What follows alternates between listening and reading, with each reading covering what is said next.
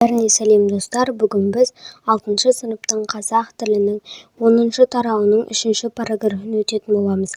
Бүгінгі біздің тақырыбымыз ғылым мен таным. Бірінші тапсырма: мәтінді оқып стилін анықтаңдар депті. Мәтінді оқып алайық. Ғылым ақиқатты білу әдісі. Адамның білім алуын жүйелеу және тексеру бағытындағы қызметінің түрі.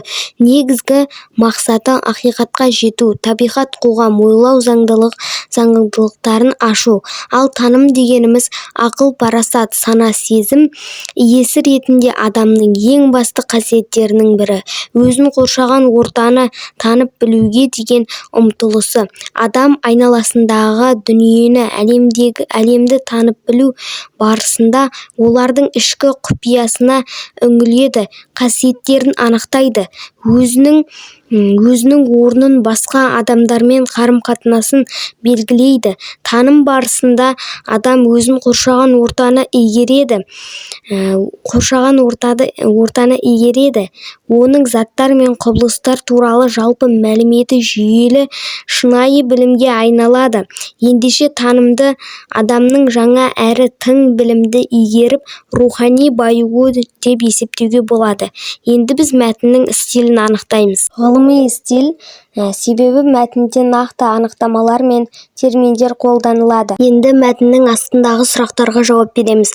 Бірінші сұрақ: ғылым мен танымның адам өміріндегі рөлі қандай? Ғылым шынайы білімге қол жеткізудің жүйелі жолы, ал таным адамның айналасындағы дүниені танып білуге деген ұмтылысы. Екеуі де адам дамуына, ой өрісінің кеңеюіне ықпал етеді. Екінші сұрақ: таным адамның жаңа әрі тың білімді игеріп, рухани байуы дегенді қалай түсінесіңдер? Таным процесі арқылы адам тек ақпарат алып қоймай, оны түсініп, өмірде қолданады. Соның арқасында рухани және интеллектуалды дамиды. Екінші тапсырма: рафт стратегиясы бойынша танымал ғалымға хат жазыңдар.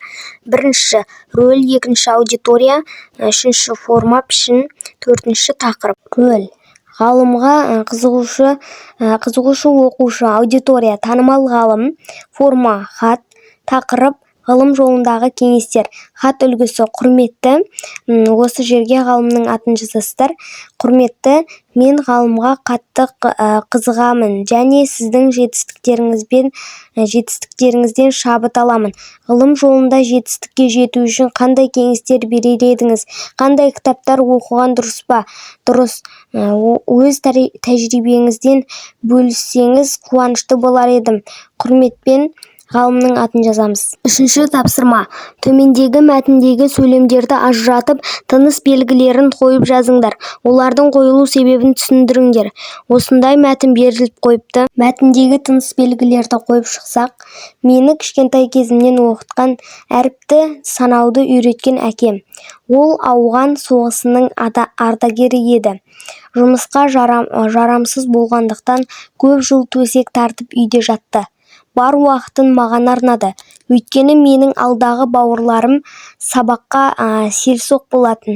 5-6 жасымнан физик боламын, ғалым боламын деген мақсатым емес. Тек оқу керек.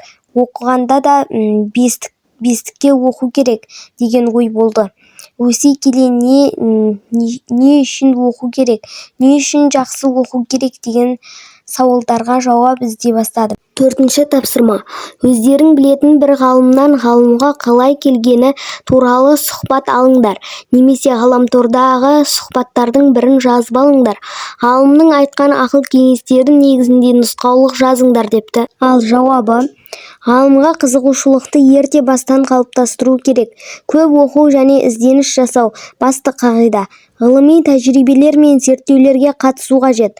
Оқытушылар мен ғалымдардан кеңес сұрау маңызды. Және технологиялар мен ғылыми жаңалықтардан хабардар болу. Тұрақты түрде өзіңді дамыту және алған білімді тәжірибеде қолдану маңызды. Осылай жазып аламыз. Достар, осымен менің видеом аяқталды. Сау болыңыздар. Мені мың подписчикке жеткізіп тастайық.